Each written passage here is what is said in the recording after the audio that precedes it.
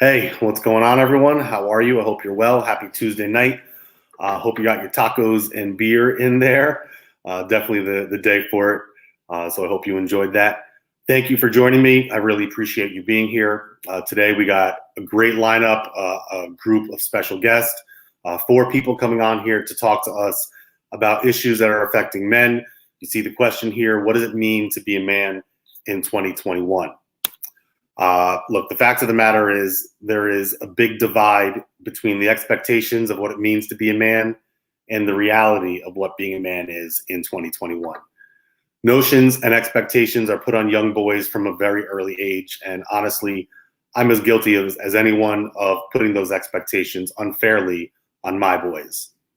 As we grow from boys to men, we realize that some of those expectations are not realistic.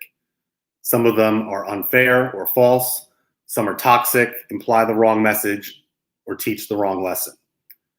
But at the same time, some of them are very important, very necessary, and valuable to what our boys need to know. The problem is that growing up in today's world where there's such chaos, misinformation, lack of positive role models, or for lack of a better word, just noise takes over. It leaves them unsure of which lessons they should pay attention to and which ones they should let go by the wayside. True leaders are increasingly difficult to find, and honestly, it feels like anytime we think someone is worthy of our admiration, it's only a matter of time before we realize that that isn't the case. Not true for everyone, but it is how it feels. So who are my boys supposed to look up to? The simple answer is they should look up to me. It's on me to set the example for them. But what if I weren't around? Because there are a lot of young boys growing up without a good male figure around them. Or what if the person that I am is not someone that should be followed? Which is why I always point out that leadership is not a position or a title, it's a mindset. All people influence all people. And part of leadership is a recognition that your presence, your actions, and your choices have an impact, whether you like it or not. So who should they pay attention to?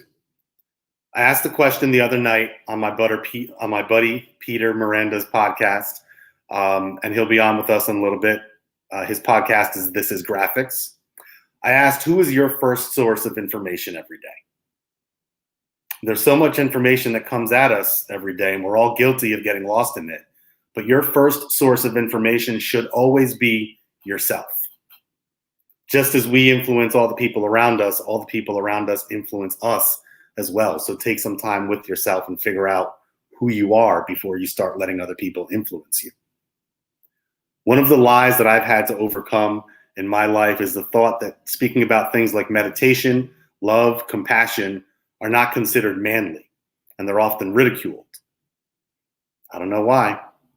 I grew up around men. I played competitive sports. I joined the Army, and I learned a lot of good, valuable lessons from good men and women along the way, the majority of which have come from my family and men that I would consider family. But honestly, I never felt like that alpha dog, that alpha male that we're all supposed to aspire to be, because I have qualities of empathy and compassion, and I care more for showing love and teaching than I do for violence and aggression. And honestly, I work real damn hard to keep those things quiet and put intentional effort into letting that fire come out in healthy ways and at appropriate times. So here we are, me continuing to try to serve my society in a purposeful way by doing the one thing that I'm a little bit decent at, simply having conversations with people and using the core values of leadership that were drilled into me by the U.S. Army, where I was taught how to think and not what to think. So I've asked our panel of guests, Peter Miranda, Ray Osborne, Eddie Pavon, and Kathy Vargas. I've asked them to think about the question, what does it mean to be a man in 2021, and look at it through the lens of the core values of leadership that we know about in the Army. So without further ado, I'm going to bring up our first 2 guests, Peter Miranda and Ray Osborne. Give me 1 second. I'm actually having technical difficulties with my mouse pad, of course. All right, Ray, you are coming up. And Peter, what's going on, guys? How are you? Thanks for joining me. What's up, Rob? How are you? Good evening. Doing great, man. Doing great. Happy to be here. Happy to be having this conversation. What do you guys think? Any thoughts that come to your mind? Ray, I'm gonna go to you first. What do you got, bud? Yeah. So, Rob, you hit on something that means a lot as far as being a leader to your kids, right? So you want to be that leader, and what does that really mean today? That leadership mindset. So. To me, what I try to instill over my years of just living life, right? 40, going on 42 this year, seen a lot, learned a lot, both from good and bad, and you learn from each of those lessons. So that leadership mindset to me is not really that military because I don't have that experience, and absolutely thank you for your service. But to me, it really comes down to that creating an emotional safety net for my children, friends, my kids' friends, because like you said, they might not have that positive influence at home. And then with that, always putting people first, being selfless in nature to take care of your fellow peers in school or just people on the streets. And a great example of that, Rob, would be just this past weekend where we had an incident where my son ran into his first bully incident. So great situation. It all turned out well. So long story short, how we kind of got to this was he went off with a couple of his buddies, and his buddies were the bullies, actually. Okay. So when he recognized that, not buddies that he sees all the time, just on a weekend at a softball game for his sister, he stuck up for a kid. He had no clue who he was. Ended up getting in a fight with his friends to stick up for that child. So to me, he was afraid. He's like, I'm sorry, I got in a fight. But to me, it's, I don't care. We're going to get ice cream.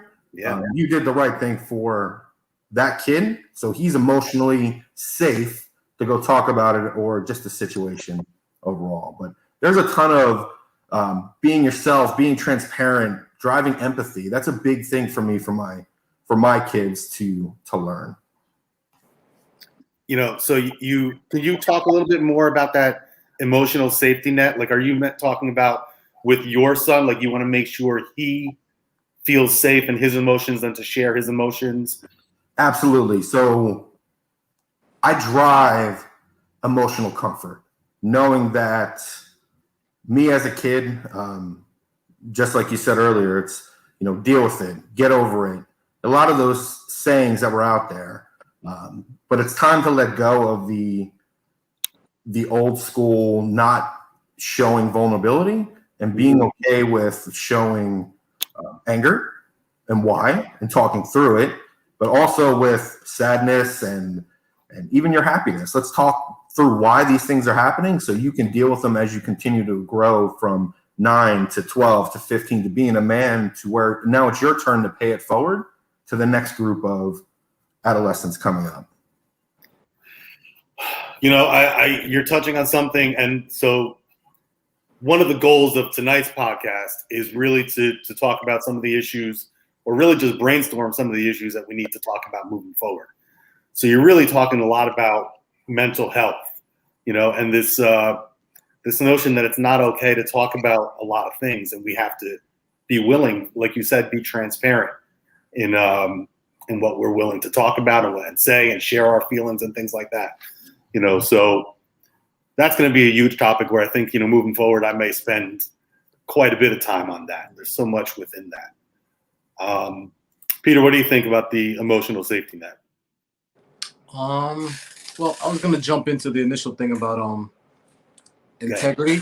Integrity, you said what it means to be a man in 2021. Being a male, being a father, being a business owner, there's a part of multitasking for men these days that isn't really for everybody. Not every male, especially at our age, 40 and up, has the dual responsibility of taking care of their kids, trying to run a business, trying to be a leader, trying to go out there and actually take care of themselves to empower the people around them. So, when you talk about being a man, I ran my own business for 14 years. I stayed at home. I've had to watch my kids while my wife was at work. And, I actually did the diaper changing.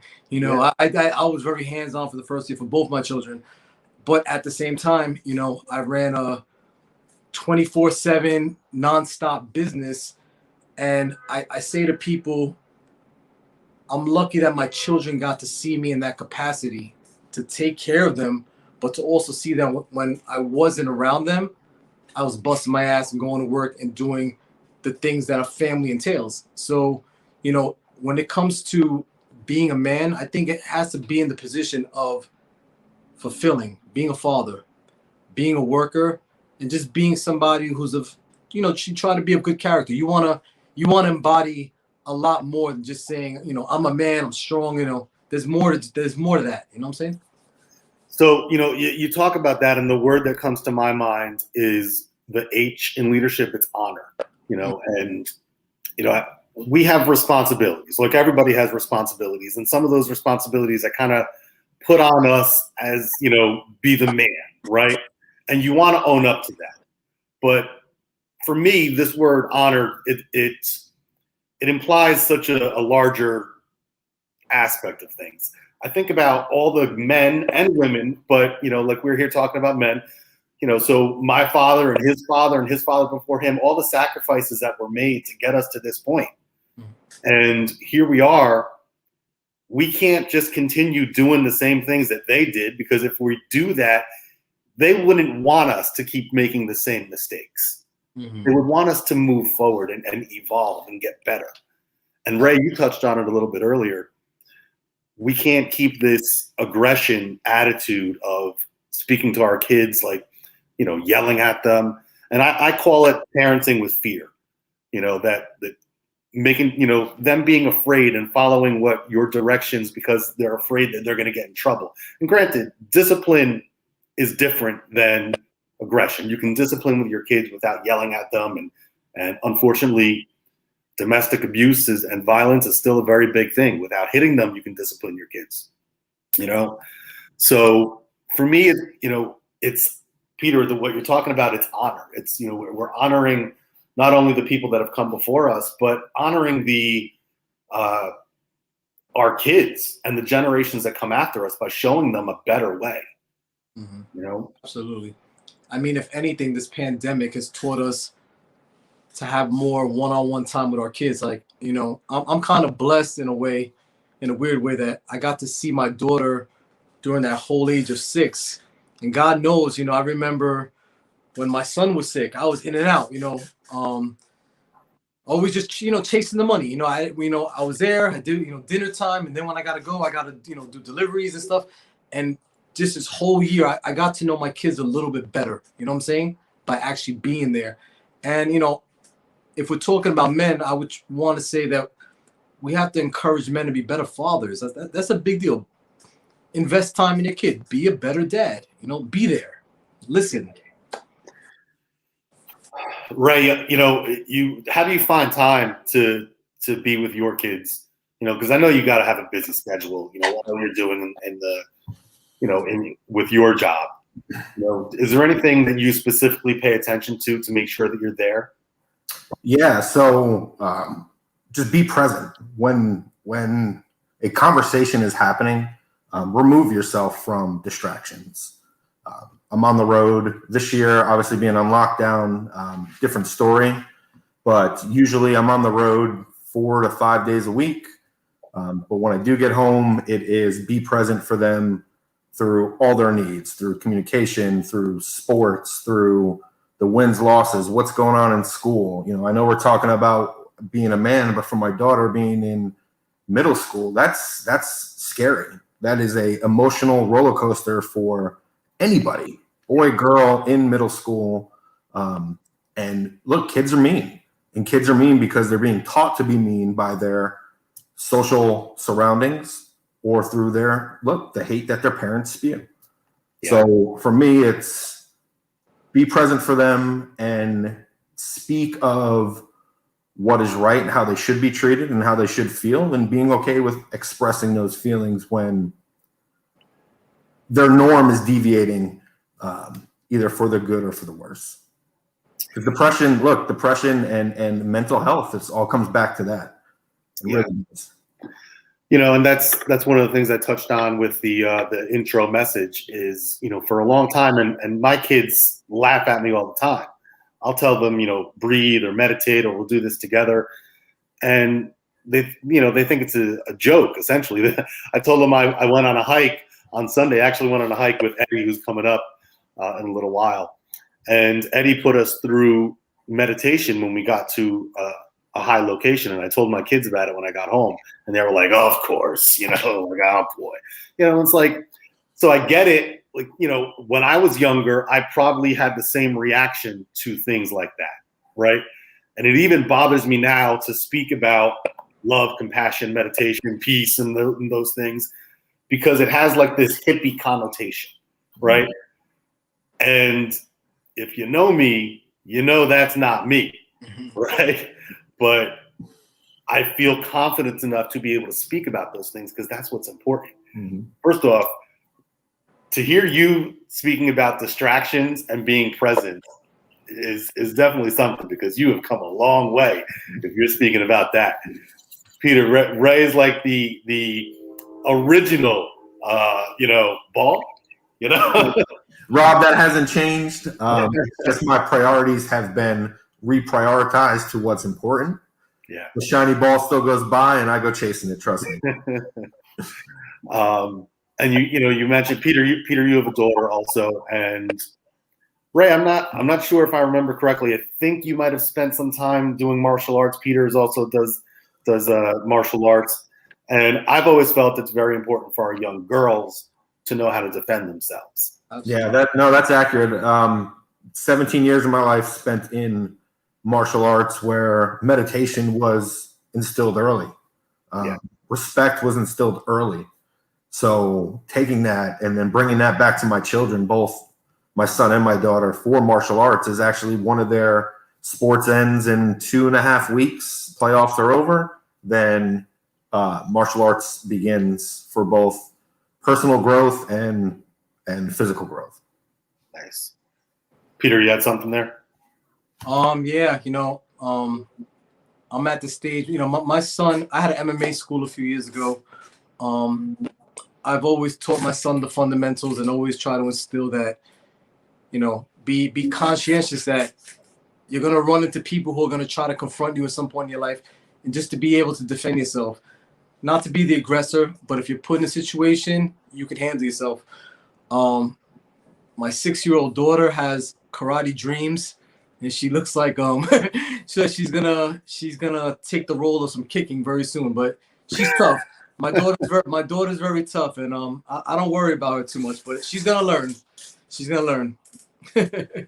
So you mentioned something that it's the mindset of why I joined the military in the first place. You got to be ready. Whatever comes your way, and I like to push the message forward. Like, we have to be ready in more ways than just physically, right? Like, I can have my go bag just in case there's an emergency, and I can be ready to go.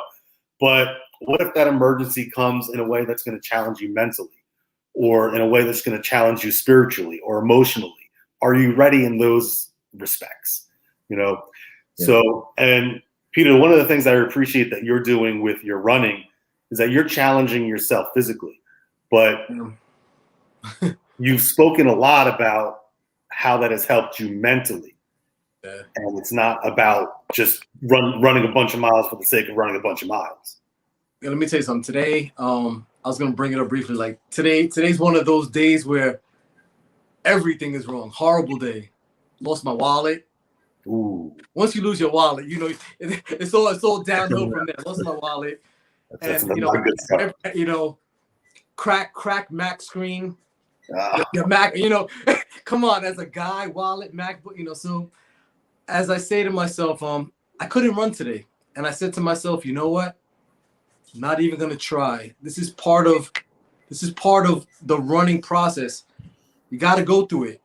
Today's a sucky day. what's going to show more character is if I go out tomorrow and perform. You know, not only just run, perform. So sometimes you gotta own your losses. And today I'm owning my losses. Not a good day. Just take it in stride, man. Take it in stride. Yeah, Peter, I think that's great. So that's kind of something. It's just accountability, right? That all comes back to self-accountability, both for good and for bad, and recognizing that. And I love it. I mean, I practice the same thing. Yeah. And you guys are right on it, right? So, you know, Peter's laughing at me because he knows I always got books around, right? Yeah. So this is the 4 agreements. And Eddie, who's going to be on here with us earlier, I was talking to him about this book on Sunday. I keep like 3 copies in my car just in case I run into someone that I might want to hand a copy to. But one of the agreements is always do your best. But you also have to recognize and understand that your best is not always the same every single day. We're human. It changes. Things happen, right? So forgive yourself. It's okay. You know, you had a rough day, you know, and you don't have to feel guilty for not running. I don't know. We probably had like 20 miles slated today. but you know, you can, it's okay. Sometimes your best is just getting out of bed. And we speak about mental health a lot.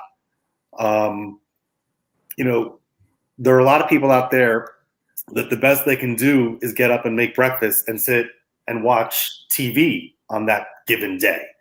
You know, now it would concern me if that person did that every single day. But if you're doing it, if you're just having a day where that needs to happen, it has to happen. Sometimes it needs to happen. Absolutely. I got another question, and hopefully this one can take us to the halfway point. And this is the question that my cousin Alexis wants to give us. How does the pressure of being a man affect men? Right? I didn't give this one to you before, so it's a little bit on the spot, right? But I'll say this. I don't want to say any names, but I've encountered some people in my life that use this phrase, man up, or be a man, or grow a pair, you know? It's like, what are you trying to say with that? You know, like, what does that mean? How am I supposed to man up? I don't know. Yeah, Rob, you hear that in society every day, right? You look at Facebook, Instagram, TikTok, all that, where being tough comes with that man up phrase.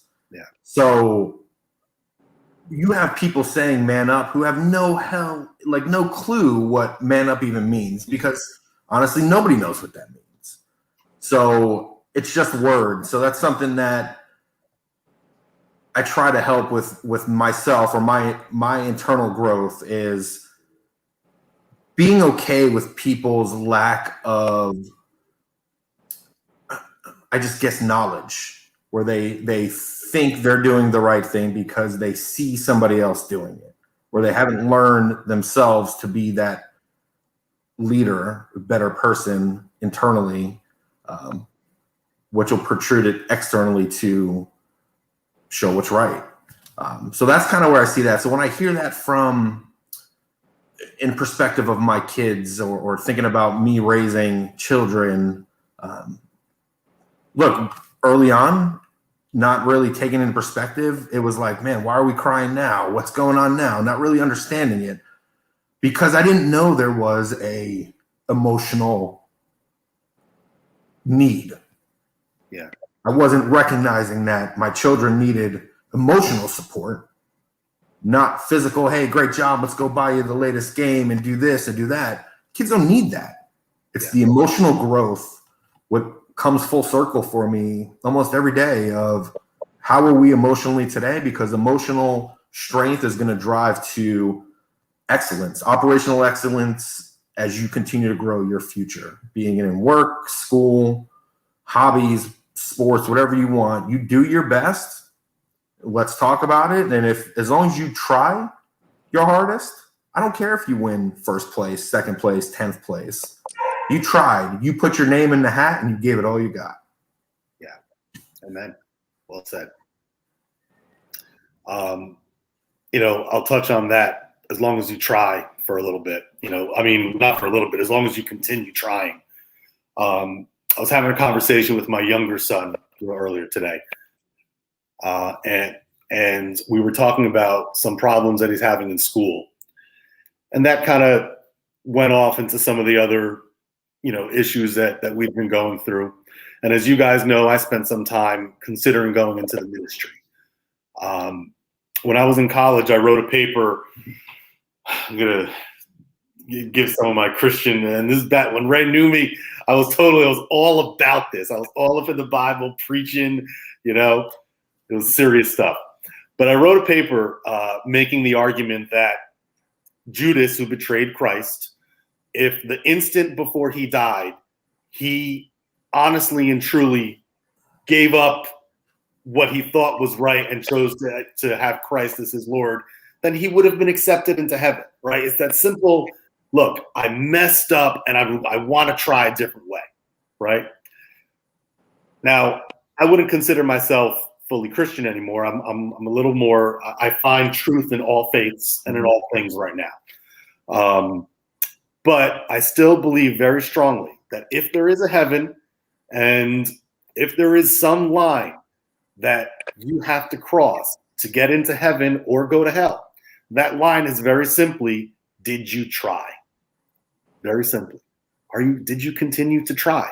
Whatever it is that you needed to accomplish in your life, are you still trying to accomplish it? If you are, the gates are open, at least in my opinion. And if you haven't, if you're not, then that door is closed. Gotcha. Right. Peter, what do you think, man? The pressure of being a man, does it affect men? Yeah, I think it affects men in different ways, especially culturally. We're two Latino men, very strong, disciplined households. We grew up with the fact there's almost like a dominance, respect factor in the way the family gets led. And like I said, it's a good thing. It can also be a very confusing thing when you're raising your own family, because generationally we're different now. I have to honestly say that and it's not a disrespect to younger men, but we're cut from a different cloth right now. Like, we grew up tough. Like, I saw a meme the other day of it was funny, a metallic slide in a playground, and it said, if you came down this, you're When the about sun that was life. shining on it? Yeah, sorry, because it's like you got burned by the sun by it. You could fall over the rails. They didn't have protectors. And I say to myself, this generation is so safeguarded. Like, everything's so protected. Everyone's feelings are tampered with, and it's not just men. I mean, to each his own. I don't want to touch that subject, but just being a male. Well, I think you touched on a really good point, because the generation before us, and this is what I talk about, honor, right?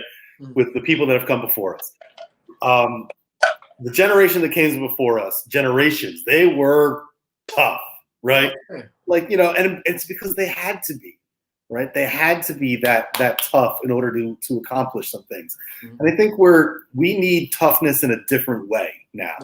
Like, I don't have to go out and fight battles every day. Like, I used to be a soldier. I never saw combat, right? And there are soldiers and warriors that have to do physical combat every single day. Police officers, they have to be ready for that. But for the most part, general society does not have to do that every single day, right? So we don't have to always be ready for that, but we do have to be tough in other ways. As Ray is pointing out, emotions are all over the place. So our toughness needs to be, hey, can we handle all this craziness that's going on out there and bring it back to center, and then still move forward with our lives and all the chaos that's happening in our lives and raising families and everything else? Can we be tough in that way? But also, we are that bridge between that generation that came before us and obviously the generation that comes after us. And we live in a very strange time right now where, because of technology, we might be the last generation that remembers how things were before, and remembers how to do things the old school way. And can we take that old school and give the positive messages and the positive lessons to our kids that we know they're going to need to know, but also not give them all that junk that we don't need them to have, that our generation gave us that maybe we need to filter out and not give back to our kids. I wanted to jump into something because I read it online. It's part of the being a man effect. Did you hear something about April 24th? Did you see something on social media? I know you're nodding your head. I didn't know. Day on women. Yes. I wanted to bring this up because supposedly. So as you're doing that, I'm going to bring up our two other guests, and then we're going to make a transition. But keep going. I'm listening. Got you. Supposedly, I saw on some TikTok videos and some stuff on IG that April 24th is supposed to be like National Rape Day for women. I mean, men forcibly raping women, encouraging it. And I couldn't believe what I was reading, but there were people who were responding, saying, women responding, men responding, saying, good luck. If you try to rape someone that I care about, just know that physically I'll try to hurt you. People showing that they're loading up with guns. Like it's I don't know if it's something that's real, but it brings it back to the fact of being a man. Like, what man would support another man saying something like that, even on social media, in any concept? Like, the fact that that's even going viral is disgusting, but the fact that there's a date set behind it is super alarming. You know what I'm saying? Like, how are we encouraging this? The scariest part about that is it doesn't matter if it's real. It's out there. It's out there. Yeah, no, it's absolutely real. It started by 4 people last week or within the last couple weeks. But to see the trolls, and that's what we deal with, trolls that support that stuff, fake profiles, and people have dozens of them. So they're agitators to drive that message, because even if it's one person that acts on that message that day, to them it's a win because they mentally controlled somebody to take action in that, for the most part, which is scary, is absolutely insane. On that note, I'll once again point out that if you are listening to outside stimuli, outside people first before you're listening to yourself, that's a problem. Figure out what's going on with you first. And the only way we do that is, like Eddie, like you put us through the other day, is that meditation. Guys, say hi to Eddie and say hi to Kathy. Hey, everybody. Thanks for having me on, Rob. You guys are raising some excellent points. There were a few times that I wanted to jump in and just and enjoy the conversation. But I want to say that I'm proud of all of you from an outside perspective, listening to other adult men, acknowledging some of the programming that you all were living by that's no longer serving you, right? So you're doing good work. And this podcast is amazing. Good job, Rob. Thank you, man. I appreciate it. So Eddie is a podcaster himself of Ldrship We Are. Yes. That's Ldrship We Are. And Ldrship stands for Love, Energy, Community, Healing, and Empowerment. Love, Energy, Community, Healing, and Empowerment. Very nice. Thank you. And a meditation coach. Yes. Nice. I teach people how to find their best lives by digging into themselves. So it's an interesting journey. I get to meet awesome people like you. Yeah, thank you, man. And that was awesome on Sunday when we did that. That was a good time. Yes. I do got a little bone to pick with you, though. I mean, you put my manifestations on your story, and it looked like I was when I handed the chimes over. I did a little. It was totally not like it was almost like I was doing some sacred. That's cool. I mean, listen, you were flowing, man. You were being vulnerable. You were living and doing your thing. Outer there recorded that video, by the way. I just reposted. Yeah. But you said something earlier about just jumping into the conversation about what it's like to be a man and being a parent, right? There's so much to cover here. I feel like we could talk all night about this. So I want to kind of just jump in. But when you said you came home and you talked to your kids about having practiced meditation, that's beautiful. But to add to that, for parents out there, you can't just tell kids what they need to be doing. You have to be the example. You have to show up for yourself first, and you have to practice and teach them to practice with them, right? A lot of times our kids are looking at us because they know we're shedding old skin. I'm probably not as old as you guys, but I'm an 80s baby, so I'm sort of like the last thread of like sanity before. Well, we got the this gray gets hair, off the bald right? head club up top.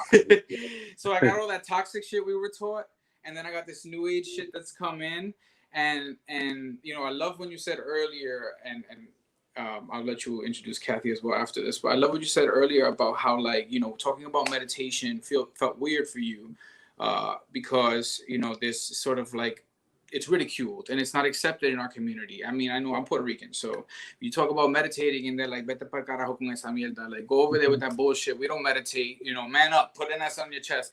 So it was awkward for me, right, to even approach it, because what happens is when you do things like this, you're conflicting with ego. You were taught egoic things like, you know, having a closed mindset, and then you're practicing this and it conflicts with the programming that already exists, right? So that's where that discomfort comes. And so, yeah, I'll leave it there for now. Hi, Kathy. What's up, Kat? How are you? Thank you for joining me. So much.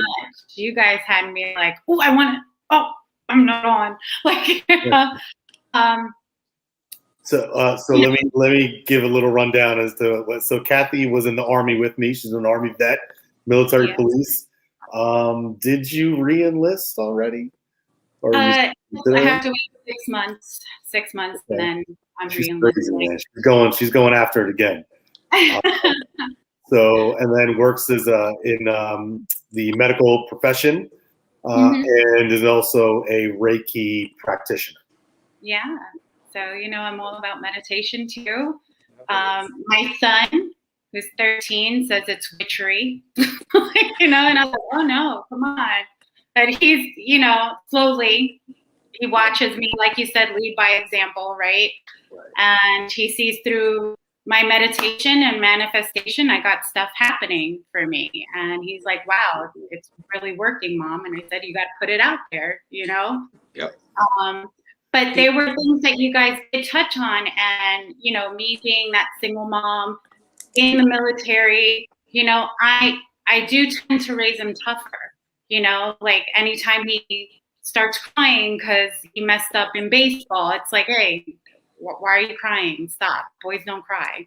Like, you know, and I have to catch myself all the time and be like, oh, you're allowed to show your emotions. It's okay. Because I think when we cut, you know, men out on their emotion, then they lose empathy, you know, and they get tougher and darker, and we need to stop that, you know. And I catch myself all the time because I'm like, no, you got to be tough. This world is tough. Like, wipe the tears. Let's go. Like, you know, and that's my military side coming out on him. Like, you know, and then I have to step back and be like, no, let's meditate. Let's be flowers. No. Tell me how you're feeling today. You know, so I want to thank Ray real quick for bringing up this emotional safety net, you know, because this is not something that I thought we were going to be speaking about. I didn't think we were going to go in this direction, to be perfectly honest. And it really seems like, you know, us men being able to share and show and our emotions and let other people know that it's okay for them to show their emotions. That's a big issue. So thank you, bud. I really appreciate that. Yes, and in a healthy way, right? I mean, I think children have an interesting way psychologically. If you know about children, you know that they're picking up everything, right? We learn how to be from our parents. They're paying attention to everything. And they may not come around right away. They may seem resistant at first, but they're listening. They're listening. I learned that recently. About a year and a half ago, I was working with an adolescent program before this COVID stuff. And it was my first time working with kids. I've always worked with adults.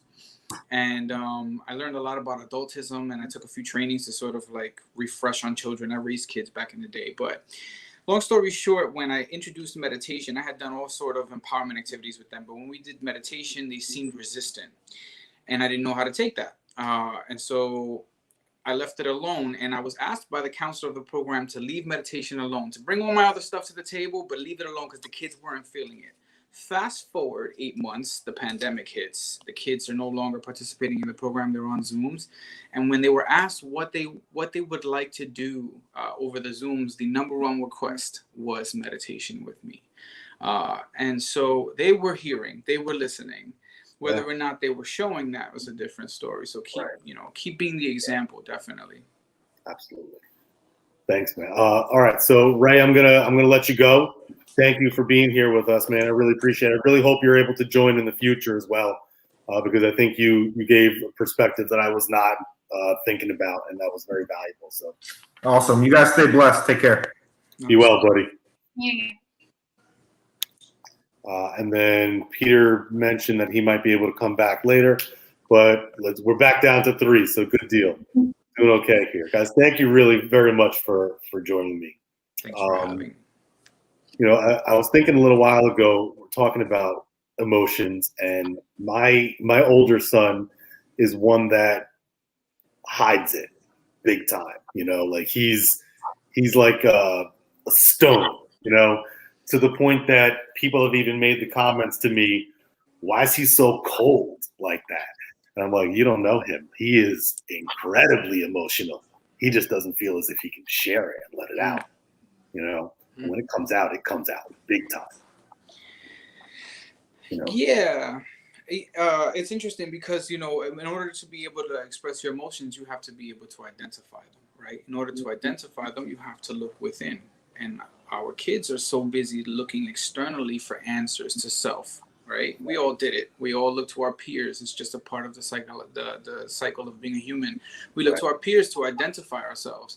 And in this day and age, these kids are looking to the internet for advice, to YouTube for things, right? And there's a lot of like externalizing the answers.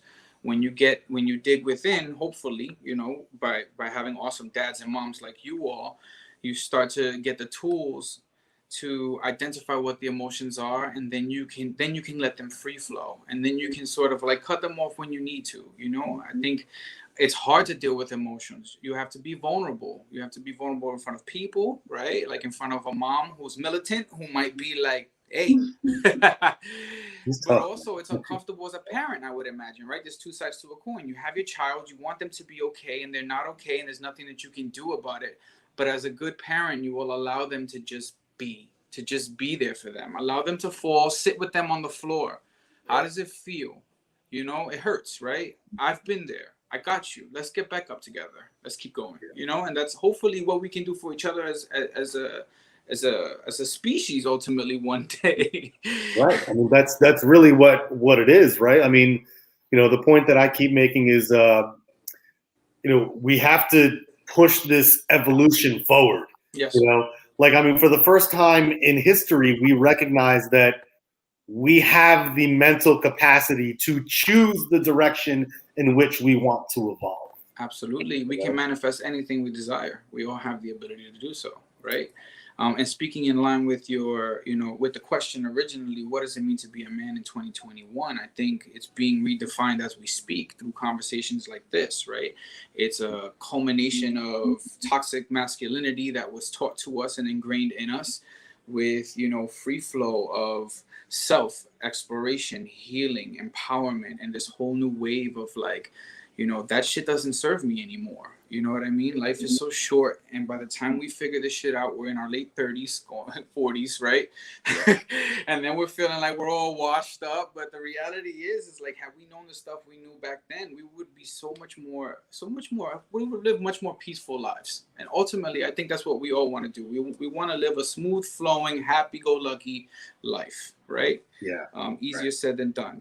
I think, you know, you have to have respect for yourself and others. Speaking in line with your core values, I like to empower people to practice. My core value is practice. It's another acronym, but practice is a guide to Ldrship, right? So patiently repeating altruistic challenges to inspire core excellence, right? You have to have patience with yourself first. You're just trying to figure this shit out. Life has no handbook, right? You're doing the best you can with what you were given. Your parents did the best they can, and your kids will do the best they can, right? All we can do is be patient with ourselves, given the repetitious act of the altruistic challenge, right? Mm-hmm. Whatever that is, what you're going through is not specific to you. It's an altruistic challenge. There's another human being out there somewhere, quite a few actually, who are going through the same stuff, right? You're not alone. So that takes you away from feeling isolated and depressed and lonely, right? And then when you do that, when you constantly show up for yourself and you know that this challenge is something to practice, then you build integrity, you build compassion for yourself, you build empathy for yourself, and by nature that translates to others, right? I'm gonna shut up now and give you a chance to talk, Kathy, because I could keep going, baby. There's so much here. I came loaded. And you know, I'll tell you what. I mean, that's what I appreciate it. Like it's just a conversation, right? And it's like we've almost been training for this our whole lives, right? Because I see you, I see where you're coming from, right? And it's clear that earlier on in your life, whatever it was, you were here, and you were ready to get to this point, and now we're ready to jump forward. Yeah. If you know where I come from, maybe for you. Personal courage, right? I think guys have to really get within themselves, hit their feminine part of themselves, right? And allow it to come out, you know? I really think that when people don't get in touch with their emotions and how they're feeling, this is when mental health starts becoming an issue. And we're seeing it a lot in men, you know, because they're breaking down because they, you know, they have this one track way of this is how I'm supposed to behave. This is how society wants me to behave as a man. And yet they can't get in touch with what's really, truly bothering them. And, you know, that's where coming into yourself and meditating and finding out exactly what's wrong with you. And you'll see that once people start doing that, a lot of those mental health issues, that depression, you know, it starts to go away little by little because now you can handle it, you know. And I think for people, young kids, we need to start teaching them young. This is how to meditate. This is how to look within yourself, you know, girls and guys alike. Absolutely. We should teach about ego, right? Because I think the whole point of meditating ultimately is to remove ego. And ego is all about being right. It's all about blaming. It's all about externalizing, shaming, right? Negative, low frequency stuff. When you remove ego, you come from the heart, right? And that looks like empathy, compassion, inclusion, openness, vulnerability, acceptance. It feels lighter. It feels more empowering, right? And just to precipice all of that, we live in a male-dominated society. This whole like toxic masculinity thing is the hive consciousness that we are all navigating through, right?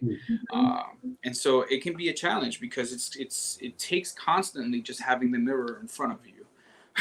You know, and it's true. We live in this male-dominated society, right? But and this is my concern, that we're raising boys that are confused. They don't know which direction to turn, who to pay attention to, who their stars are, who their role models are. I don't want to get into too much into this topic today because I think it's one for another day. But this whole thing going on with Deshaun Watson, the only thing that keeps coming to my mind and to my heart is the simple fact that this guy's 25 years old. He's a kid. You know, at 25 years old with all those millions of dollars, whatever happened or didn't happen, I'm not here to debate the facts of what did or didn't happen, right? That will all come out. But I can't help but thinking someone should have taught this kid better. Someone should have been in his corner showing him a better way and what's appropriate, what's not appropriate. And financial literacy, how to handle this big time money when you got it, how to handle this fame and celebrity when you got it. You know? And on the flip side, right, the officers need to be trained on being more human, right? Yeah. And unfortunately, the training that they get is guilty until proven innocent. Everybody's a perp. Everybody's a suspect. You know what I'm saying? And so there's this, like, I mean, I had a lunch the other day with some officers, and I was talking about the two sides to the coin. I know we're talking about what it's like to be a man, so I'll sort of make it relevant. But you know, I was empathizing with them on like how difficult it is to be an officer at this time, whether or not you know what kind of an officer you are, that's individual, but just dealing with everyone looking at you with this raised eyebrow and having to be on the defense constantly and dealing with traumatic situations every single day, right? You're 911. So, and that is very, very traumatizing, right? So you have this PTSD. That's a reality, whether or not people want to identify with it. And I'm sure that's something that you all can talk about as well. Maybe at another time, I don't know. But with being in service, right, and coming from duty, there's a lot of PTSD there, right? And so what it's like to navigate having two sides to the coin. But I think, again, if we can stop labeling each other and stop putting this, like, perp onto people, and that kid is a danger because he looks like a Latino or he looks like a black kid, or we stop doing that, and we start having officers maybe meditate before they hit the streets, right? Maybe if we incorporated meditation into school, into and teaching people about ego and value systems. What do you value? I think if you want to redefine what it's like to be a man in 2021, you have to redefine yourself in totality. You have to look at you, ask you, why do you think the way you think? Why do you like the things that you like? Why do you think a man should be what you think a man should be? Where did that come from? Who gave you that? A man should be whoever he is as an individual, I think, personally, whatever that is. Absolutely. It's not for anyone else to tell you who you are. Exactly. Absolutely. Simple as that. It's a little weird feeling for me. I'm gonna be really honest and totally clear here and transparent. Even as a gay man, I identify as gay. It is uncomfortable for me to paint my nails I don't do that. I just don't, because I'm a man. But then that's that toxic masculinity stuff. That's that binary thinking, right? And these kids are beyond that. And I'm so proud of them. I'm also blown by it because my own programming is like, wait, what are they doing? What are they doing? He has rainbow hair. He has nail polish, and they think so freely now, right? Yeah. And who are we to impose? Who am I to impose that he shouldn't have nail polish, that he shouldn't have pink hair? I would never. And I'm gay. But but that's a personal preference. That's a choice. But that also comes from what Eddie was taught, right? Let's be real. Right. I come from a man-up situation. My father was a kingpin of a major coke ring in the fucking early 90s, So I was taught all about gangster shit and how to bust a gun at fucking 7. It was different. So, like you said, we were raised to be hard. We were raised to be duro. And being a man in 2021 is completely different. It's removing binary constructs. It's accepting people for who they are, living and letting people live, right? You have to be free flowing in order for you to you have to move like water. So that whatever comes. Be water, Bruce Lee. I can say that, as a female dating men, right? I tend to have to step back myself because I tend to demasculate a guy.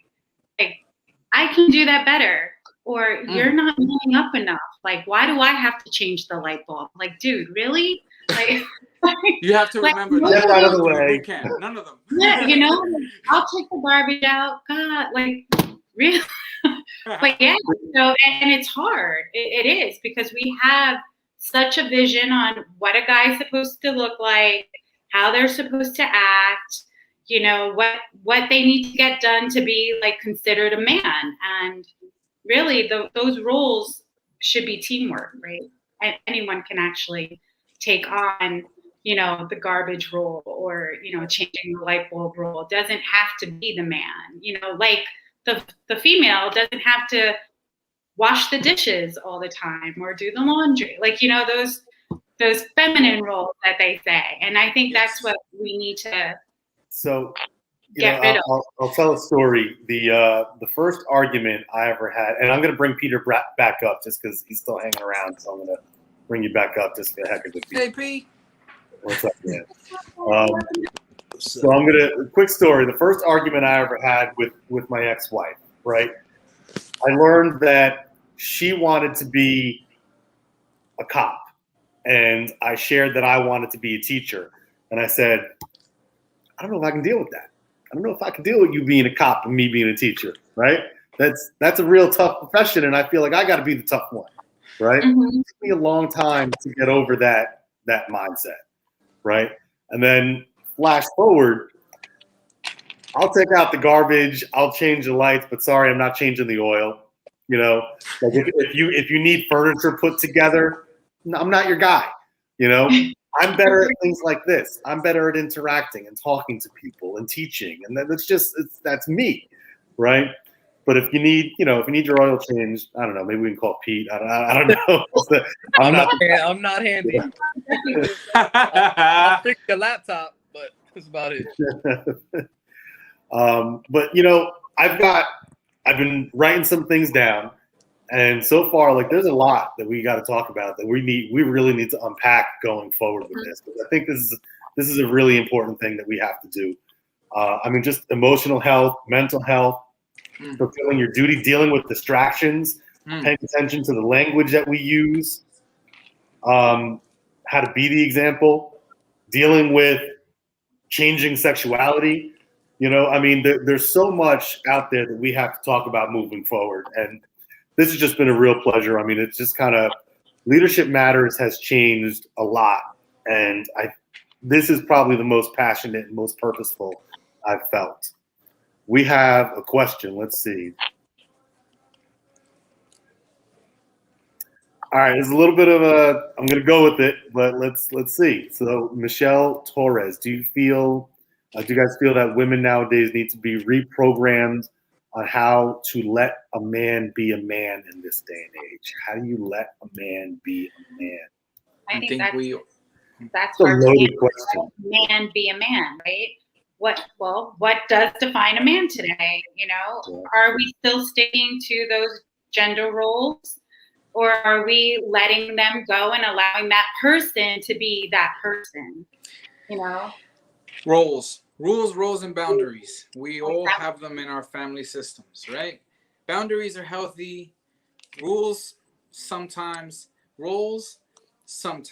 right? In the gender role, I think we would all benefit from removing male and female roles and just putting in human roles, right? This is me personally. At the end of the day, you have fathers who are more maternal than moms. You have moms who are more paternal than fathers.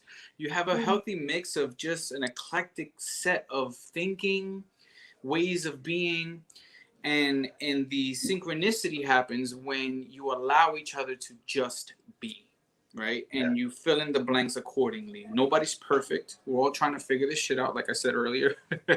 And as long as you are digging and you're asking questions about yourself, you're trying to be better, I think you're already doing the work, and you should be proud of yourself. You're in the 1% crowd, I like to call it. 99% of everybody else is just following the system of things and just doing what everybody else is doing. You're already stepping out into self. Develop their strengths. Yes. Right? You can see it as a child where their strengths are going to go and continue to build that strength. Everything else can be worked on, teamwork. I think people need to do that a little more. Men and female need to really say, hey, we can get this done together. Let's get it done. And communicate effectively. In order to do that, you have to be able to say, listen, I need help. Or I'm feeling whatever you're feeling, right? Yeah. Oftentimes we yell at each other because we want to be heard. You don't need to raise your voice. Say what you mean and mean what you say. I think a man in 2021 is a man of his word. I think that's the one thing that I was taught out of the whole toxic masculinity thing that I can take with me into my newfound way of thinking. And is say what you mean and mean what you say. Do as you say. Because when you have no money, when you have nothing else, your word is what's going to get you through. Pretty sure I read something like that sometime. Oh, be impeccable with your word. Yeah, be impeccable with your word. That shit is like the Bible. It's good. It's good. But which brings me back to this point. And Michelle, I'm gonna give my own little take on that answer in a moment. But Eddie, I wanted to ask you, and this is for everyone, and I know what Peter's gonna say. And I think I have an idea what Kathy's gonna say too. But you mentioned that parenting is not, there's no book for it, right? Like there's no written thing or for life. But so many of us, we like to follow the good book, right? Or the Quran or the Torah or something, and we're married to that, right? Mm-hmm. My question to you guys is, who are you paying attention to? Who are some of the people that you read, that you follow on Instagram or Facebook, or like your role models, your teachers? Oof, there's so many. So for me, obviously Don Miguel Ruiz, right? Eckhart Tolle. I'll save one, but like Thich Nhat Hanh is a big one. Paulo Coelho with The Alchemist, right? I mean, these are people that I go to, and I guess, you know, the truths that they put out there that I know match up to my soul. That's when I can follow it. That's when I buy in. You got to read it. You got to be able to you got to do the research and see if it matches up with you first. You know what is a really good book I would recommend for folks as well? Michael A. Singer, The Untethered Soul. It's an amazing book. He will have you, it is a journey into self like no other. There are tons of questions about why you think the way you think and why you do what you do.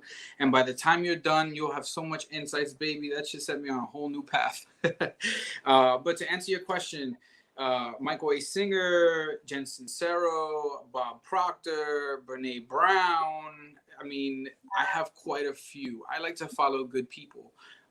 So I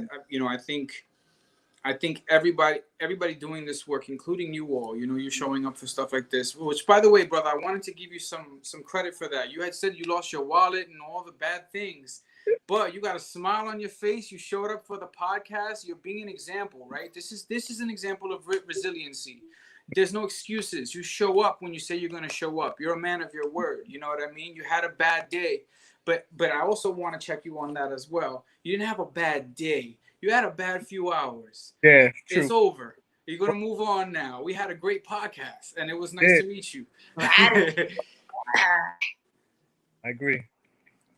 That's Peter's been instrumental in getting me back on my podcast game. nice. You know, so Peter, I'll just go ahead and tell everyone. I mean, you know, our Bible. I'm looking for it. I'm trying to find my other Bible. Right. This is the one that Peter and I connected over. Right. Yeah. Can't hurt me. Right.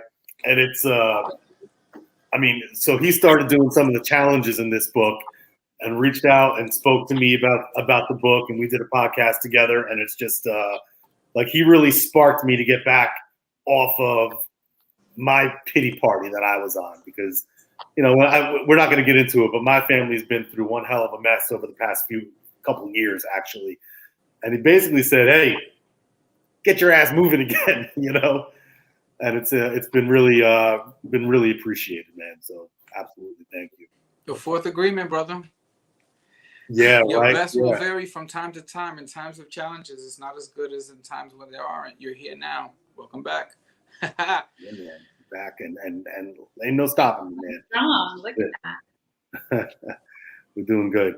And then the last point that I really wanted to make was, you know, we talked a lot about meditation today, and it's come to my realization that meditation, while it is a tool and everything, I mean, I'm actually thinking of it more as a weapon now, in almost, you know, if you want to call it spiritual warfare or whatever. But essentially, I now know that when I am overwhelmed or when I have something serious coming up, this is how I'm going to get through it, by doing my meditation, making sure that I'm breathing through it. Whether it's just focusing on my breath in the moment or taking specific time to do a more deeper and guided meditation, you know, but it's a weapon, you know. It's like, I don't know. That's really the best way I can describe it. I really do feel like it's a weapon. And again, my kids look at me like they think I'm crazy. You know, they're like, what are you talking about? You know, like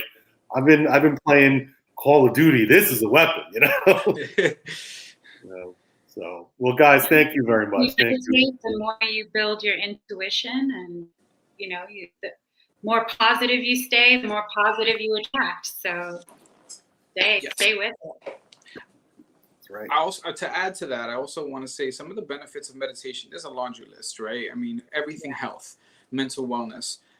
But what happens though on a physical level, right? When you meditate and you show up every day for whatever, and there's different forms of meditation. There's mantras, right? Spoken words. There's sitting in silence. There's all types of meditations.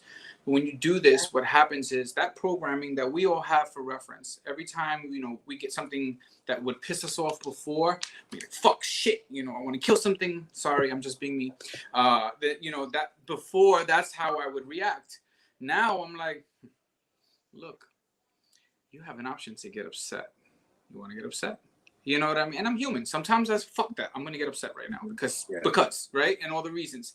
But the reality is, it's like you rewire your brain. Science is showing this now. When you practice and you show up every day, you're telling your brain no longer if this then that, if this then this, right? Yeah. And so when things come at you, you're no longer reactive. You're now free flowing. You're now navigating. It's a different feel. You're coping. Mm-hmm. Yes. Absolutely. Yeah. Navigating is what I really like, you know, and that goes back to manifesting our lives. Like we can choose the direction, you know? So guys, thank you so much. I really appreciate you being here with me. On Friday, I'm going to put out an individual message, and then I'll be back on here with whoever's willing to join me. I think we're going to be moving it back to Wednesday nights. Things have been a little inconsistent with that, but Wednesdays seem to be a better day. And then, you know, if you guys are willing to join me again in the future, we'll continue having guests on here. Please, anyone willing to talk to me or come on, if you guys know of anyone that you think might be a good guest, I'd love to talk to them. We have to do a better job of teaching our boys and making sure that they are growing into young men that are worthy and respectful, and also doing that for the rest of our collective society, including our women that need men to be honorable men and men of integrity. Creating a new earth. That's it. Which is, by the way, the title of an Eckhart Tolle book that talks a lot about ego that Eddie was talking about.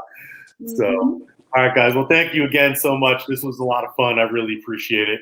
And we will be talking again soon, I hope. Thank you. Namaste. Good night. Bye. Have a good night, guys. Good night.